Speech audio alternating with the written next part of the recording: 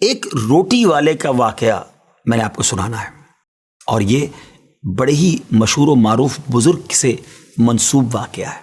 حضرت ابو بردہ رضی اللہ تعالیٰ عنہ راوی ہیں کہ حضرت ابو موسیٰ اشعری رضی اللہ تعالیٰ عنہ کی جب وفات کا وقت قریب آیا تو انہوں نے اپنے بیٹوں سے کہا کہ اے بیٹو، روٹی والے کو یاد رکھنا۔ پھر یہ واقعہ خود ہی بیان کیا کہ وہ روٹی والا کون تھا۔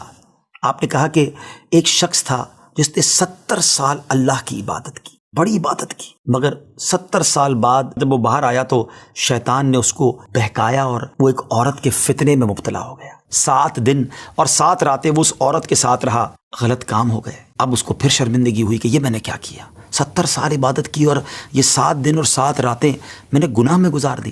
بڑا شرمندہ، بڑا نادم، قدم قدم پر سجدے کرتا جاتا، توبہ کرتا جاتا۔ اب چلتے چلتے چلتے ایک مسافر خانے میں پہنچا تو وہاں 12 مسکین لوگ پڑے ہوئے تھے، لیٹے ہوئے تھے۔ اس نے بھی جگہ بنائی اور ان کے درمیان جا کر خود بھی گر کر سو گئے۔ اب رات میں ایک شخص آیا جو ان کو کھانا دیا کرتا تھا، روٹی دیا کرتا تھا۔ ایک ایک کر کے 12 روٹیاں لے کر آیا تھا، اس کو پتا تھا یہاں 12 مسکین رہتے ہیں۔ ایک ایک کر کے سب کو روٹی دینے لگا۔ وہ شخص جو یہاں آ کر اچانک بیچ میں آ کر لیٹا تھا، اس کو بھی وہ مسکین سمجھا اور اس کو بھی روٹی دے دی۔ لیکن ظاہر ہے کہ اگر ترتیب سے روٹی دیتے دیتے آگے آئے تو آخری نمبر والے کو روٹی نہ ملی، کیونکہ یہ تو 13 ہو چکے تھے۔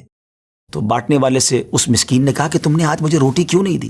اس نے کہا میں نے تو سب کو ایک ایک روٹی دی، کسی کو 2 نہیں دی۔ کہا تم مجھے روٹی نہیں دے رہے ہو۔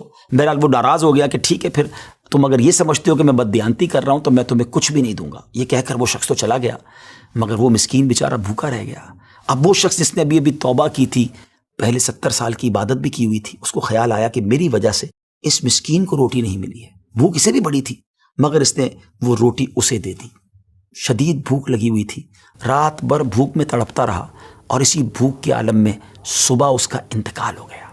حضرت ابو موسیٰ اشعری رضی اللہ تعالیٰ عنہ فرماتے ہیں کہ جب یہ شخص اللہ کی بارگاہ میں پہنچا نا تو ایک پلڑے میں اس کی 70 سال کی عبادت رکھی گئی اور ایک پلڑے میں وہ 7 دن اور 7 رات کے گناہ رکھے گئے۔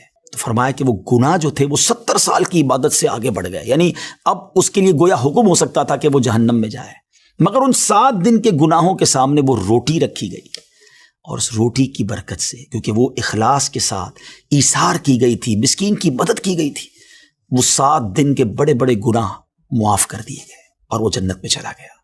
پھر آپ نے اپنے بچوں سے کہا بیٹا روٹی والے کو یاد رکھنا۔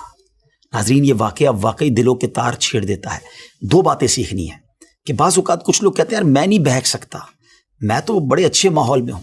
نہیں جناب، شیطان نے بڑوں بڑوں کو بہکا دیا ہے۔ ہمیں اپنی صحبتیں اچھی کرنی ہوں گی، اللہ کریم سے شیطان کے مقابلے میں پناہ مانگنی ہوگی اور اپنے آپ سے ڈرتے رہنا ہوگا کہ نہیں میں بھی گناہوں میں مبتلا ہو سکتا ہوں، مجھ سے بھی کوئی بڑا گناہ کہیں نہ ہو جائے۔ توبہ کرتے رہیں، ڈرتے رہیں، خوف رکھیں اور اچھی صحبت اپنائیں۔